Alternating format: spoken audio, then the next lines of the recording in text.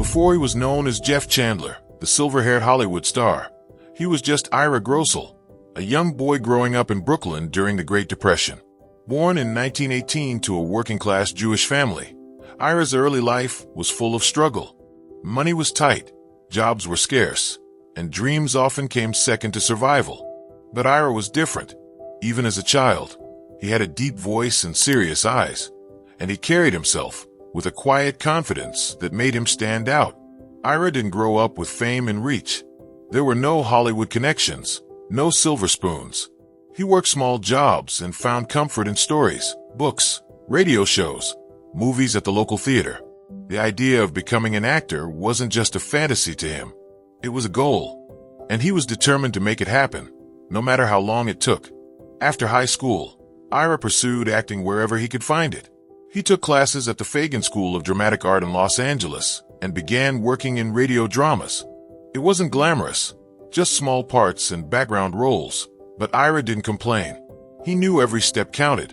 He also started acting in stock theater productions, gaining experience and building confidence in front of a live audience. His first few years in the entertainment industry were slow. He used the name Jeff Chandler professionally, believing it sounded stronger and more memorable. That name would soon be known across the country. But back then, he was still just another struggling actor trying to get noticed.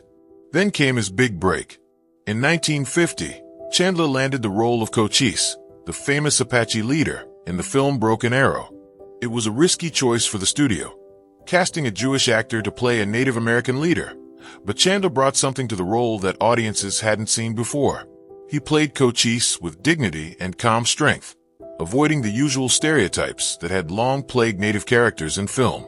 Critics praised his performance, calling it groundbreaking. The Academy noticed too. He was nominated for an Oscar. Overnight, Jeff Chandler became a star. Studios lined up to cast him. He wasn't just handsome.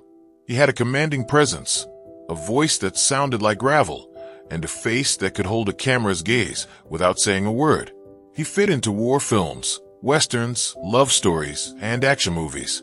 Directors loved him because he took direction well and never complained.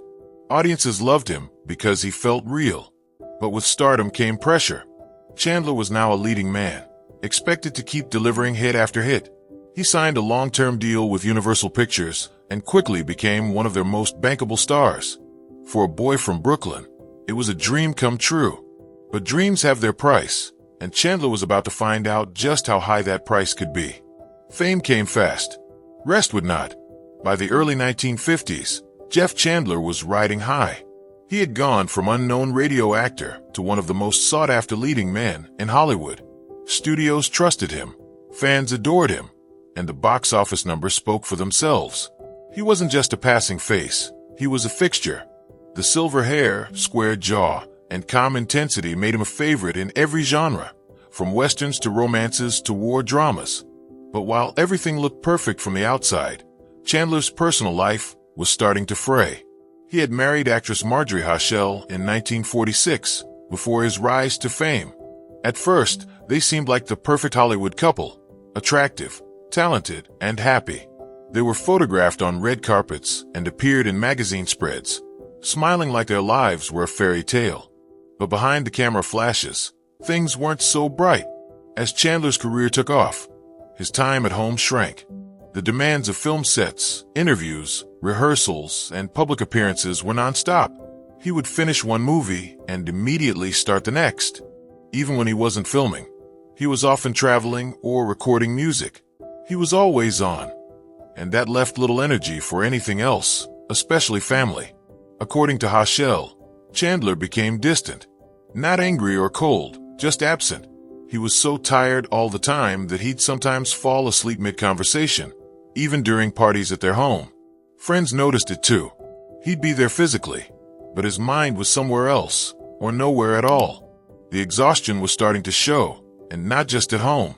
In 1951, Chandler and Haschel separated. They tried to work things out, but the cracks were too deep. They split again in 1954, and this time it was permanent. She filed for divorce, saying that living with him felt like living with a ghost. Chandler didn't fight it. He seemed to understand that he'd already lost something important. Still, he kept pushing forward.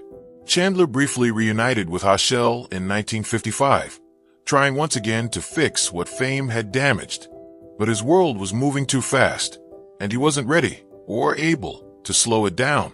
The success that had built his name was now starting to burn him out. And while his personal life was slipping away, the media was just getting started. As a leading man, Chandler became tabloid gold. His face sold magazines. Any rumor or sighting could turn into a headline. The press had once praised his clean image, but now they were sniffing around for scandal. And it wasn't long before they found one. In the coming years, Chandler would face not only more personal heartbreak, but also intense public scrutiny. Behind his calm voice and classic looks was a man carrying more weight than anyone truly knew. The cameras never saw the full picture, but the cracks were there, and they were spreading. By the mid-1950s, Jeff Chandler had become more than just a leading man.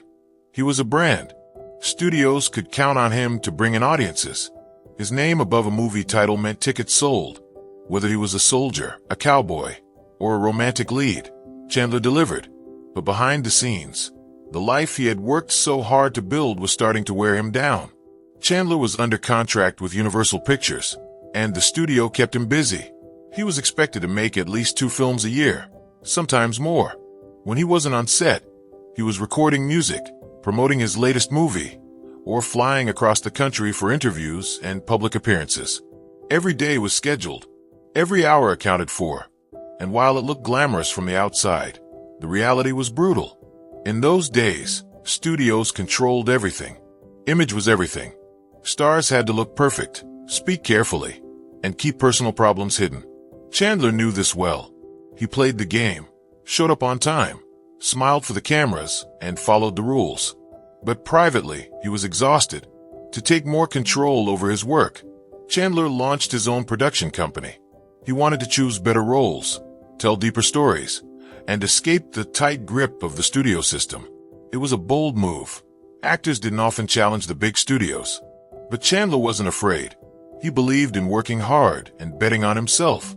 What he didn't expect was how much harder it would get. Running a company while acting in back-to-back films took a heavy toll. He was reportedly sleeping just a few hours a night, juggling business calls between scenes. People around him said he looked thinner, more stressed, less like the movie star they knew. But Chandler rarely complained. He kept going. Slowing down felt like failure. He had built his life on momentum, always moving forward. But even a strong engine breaks down when it runs too long without rest. Then came a new distraction and new trouble. In 1957, while filming Raw Wind in Eden in Italy, Chandler met Olympic swimmer turned actress Esther Williams. The two clicked instantly. Their chemistry was real, and their romance was soon public. But the timing was disastrous. Chandler's on and off marriage to Marjorie Hachelle was barely hanging on. By the end of the year, it was finally over. She filed for divorce once again, and this time it stuck. Williams wasn't the only name connected to Chandler. In 1958, Confidential magazine, the infamous gossip publication, published claims that Chandler was romantically involved with singer and actress Gloria DeHaven. The magazine said private detectives had tracked the pair and taken photos. It was messy, sensational, and typical of the time. Truth often didn't matter. Headlines did. For Chandler, the public attention only made things worse. His life was already spinning. Now it was under a microscope. The studio still needed him. Fans still loved him. But inside, he was running on fumes. And worse, the real danger wasn't in the tabloids. It was quietly building in his body. As the 1950s wound down, Jeff Chandler's life was no longer just busy. It was chaotic. The spotlight had never been brighter, and yet he'd never felt more worn out. Fans saw a tall, handsome leading man with confidence and charm. But those who knew him best saw the cracks forming. Chandler wasn't just tired, he was breaking down. He kept filming, kept performing, kept smiling. But behind the scenes, he was struggling to keep up with everything. Friends began to notice his weight dropping, his mood shifting. He wasn't angry, just distant, quiet, focused on work, but seemingly less connected to everything else. Then in 1959, 2 years after his romance with Esther Williams made headlines, a shockwave hit the Hollywood gossip scene. Esther Williams released her autobiography, The $1 Million Mermaid, decades later, but what she claimed in that book echoed backward through time. According to her, Chandler had proposed to her and confessed to being a crossdresser. The revelation, published in 1999, was explosive. Williams said it was a private truth he had shared during their time together. Whether or not the story was accurate, the public response was swift. Many of Chandler's close friends denied it outright. Actress Jane Russell, a longtime friend, said, "Cross-dressing is the last thing I would expect of Jeff. He was all man."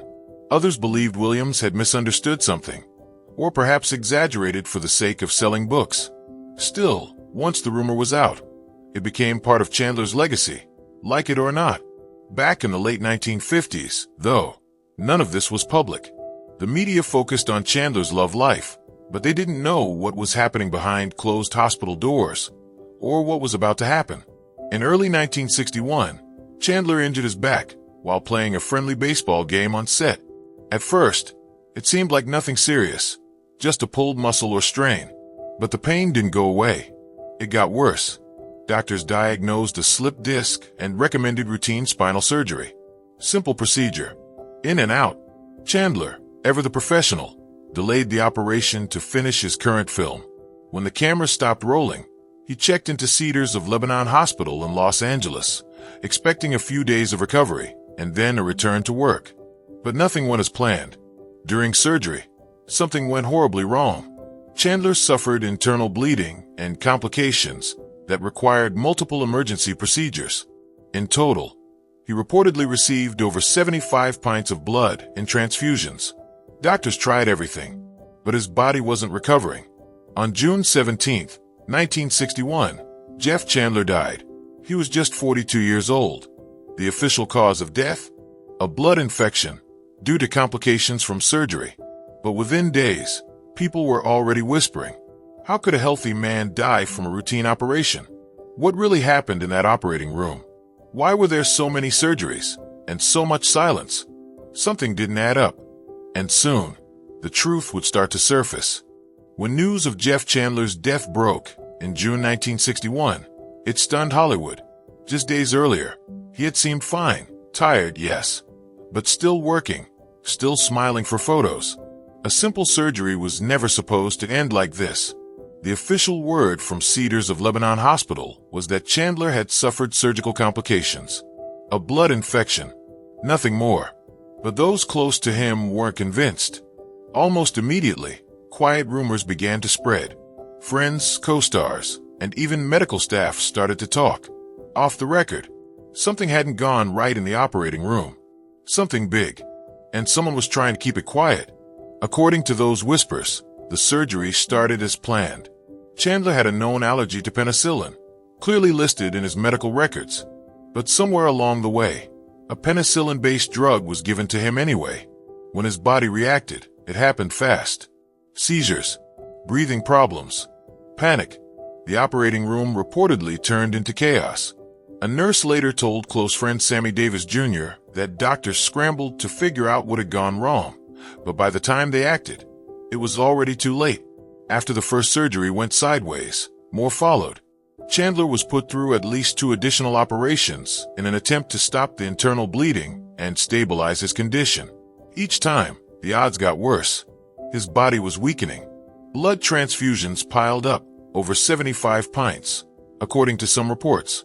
That's more than 6 times the average adult's total blood volume. Still, no official statement from the hospital mentioned any of this. Instead, they issued standard condolences. Surgical complications became the phrase everyone used.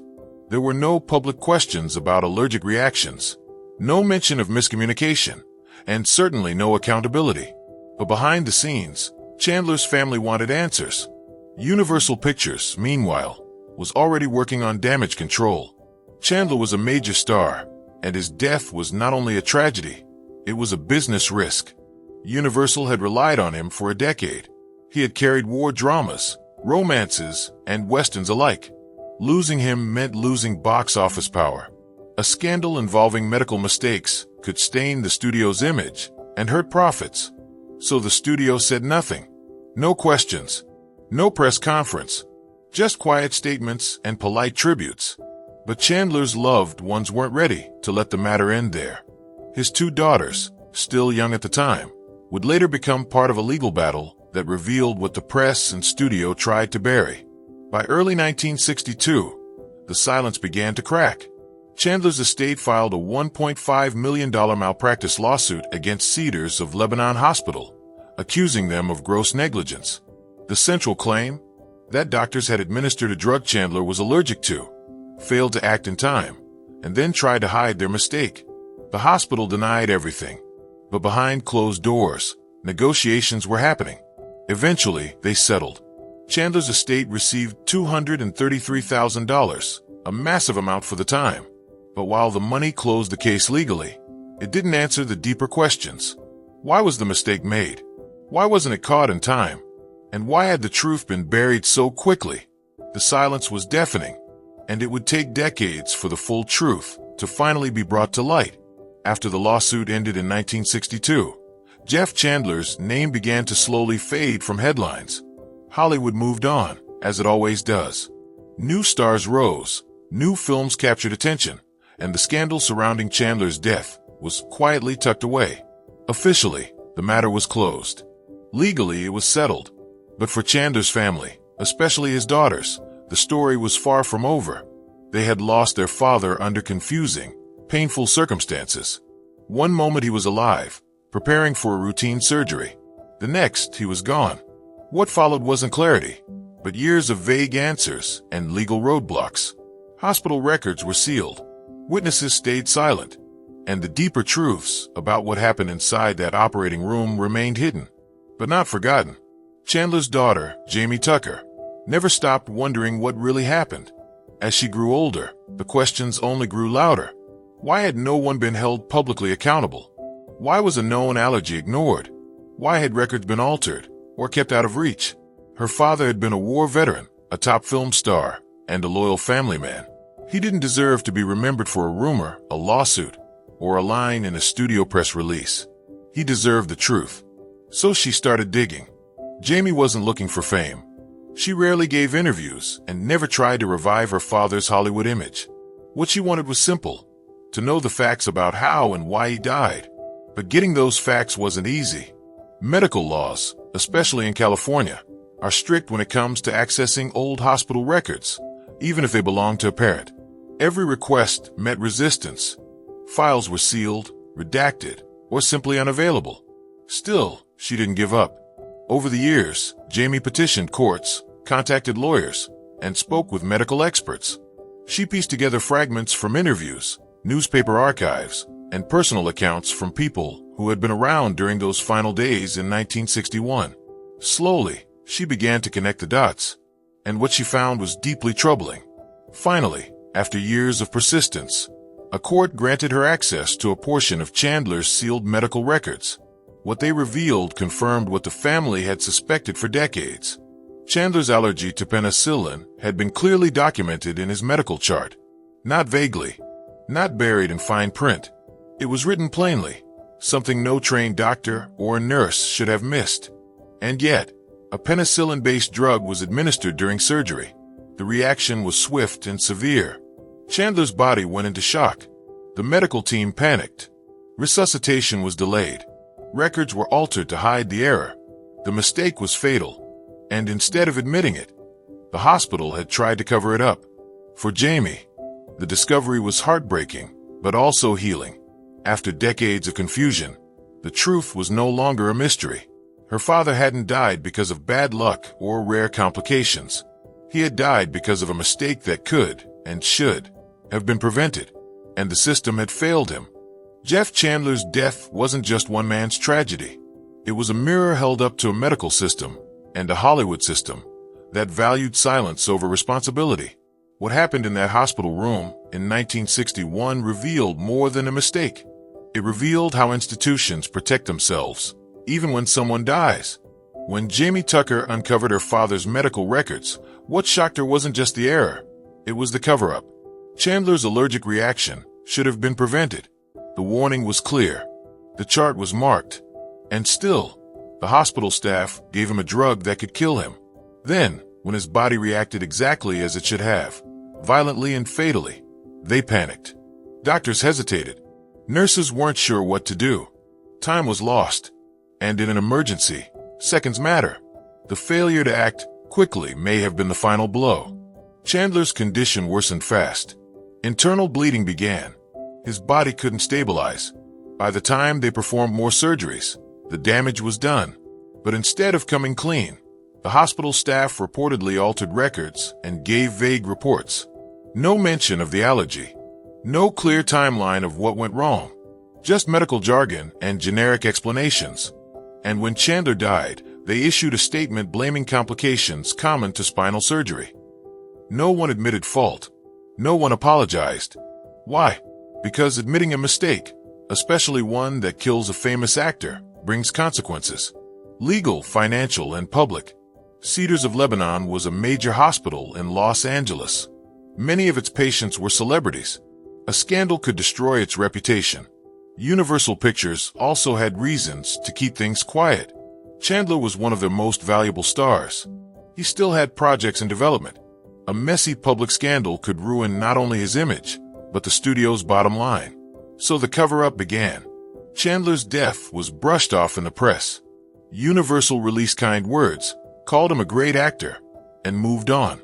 Cedars of Lebanon refused to comment further. The lawsuit filed by Chandler's family was settled out of court, quickly and quietly. The money was large for the time, but it came with no public admission of guilt, and the story faded. But over time, the tragedy became something else. A warning. A case study. Legal experts began citing Chandler's death as one of the first high-profile examples of medical malpractice in the U.S. For decades, doctors had rarely been sued successfully. Hospitals were rarely questioned. But this case showed that no one, even the rich and famous, was truly safe from medical error. Chandler's case was discussed in legal textbooks and journals as malpractice settlements began rising across the country. His death became a turning point, not just in film history, but in how patients and families demanded accountability from hospitals. It was a legacy Chandler never planned to leave. He had fought for control of his career, his image, and his life. But in the end, the system he couldn't control, the one that was supposed to heal him, was the one that failed him the most. Jeff Chandler was laid to rest in June 1961, just days after what should have been a simple back surgery. His death was sudden, confusing, and surrounded by quiet tension. The Hollywood press paid tribute, but none asked hard questions. The hospital said little. Universal Pictures kept promoting his films. And so, a star was buried, but the real story was left in the shadows. Yet even after all the time that's passed, Chandler's name hasn't been forgotten. His movies still play on classic film channels. His deep, gravelly voice can still be heard in old radio broadcasts. His face, sharp features, silver hair, intense eyes, still captures attention in black and white photos. He was the image of the American leading man. Stoic, rugged, noble. But that image only tells half the story. Off-screen, Chandler was a man constantly pulled in too many directions. Driven by ambition, loyal to his craft, and unwilling to slow down. He wanted to make great films. He wanted to build something lasting. But the industry didn't offer much space for rest. In those days, Hollywood wasn't built to protect its stars. It was built to use them. Chandler's legacy is wrapped in both pride and pain. He broke through as a serious actor when few expected it.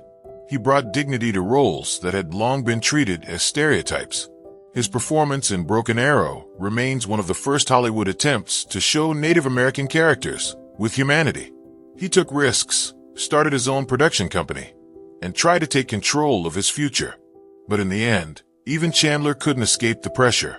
He was overworked, undervalued behind the scenes, and pushed to keep producing no matter the cost. His physical and emotional exhaustion wasn't a secret to those around him, but few people stepped in to help. And when he finally sought medical treatment, it ended in tragedy. Today, his death is more than just a sad Hollywood story. It's a reminder of what happens when institutions, medical, legal, or entertainment, choose silence over responsibility. Chandler's family fought for decades just to find out what really happened to him. And even though they eventually uncovered the truth, It came far too late. But that truth matters, because it forces a hard question. How many other stars, other patients, other people, were quietly buried under polished statements and corporate spin? How many families were told to move on while the truth was locked behind sealed files and legal jargon? Jeff Chandler deserved better, not because he was famous, but because he was human. A father, a son, a man who gave everything to his work and asked only to be treated with care when he needed help the most. In the end, Chandler's greatest legacy may not be a film or an award, but a fight for truth, led by those who loved him. A story that refused to stay buried. A warning that still speaks today. The mystery is no longer a mystery, but the echo it left behind still lingers in Hollywood, in medicine, and in the quiet moments when someone asks, what really happened to Jeff Chandler? Now we know.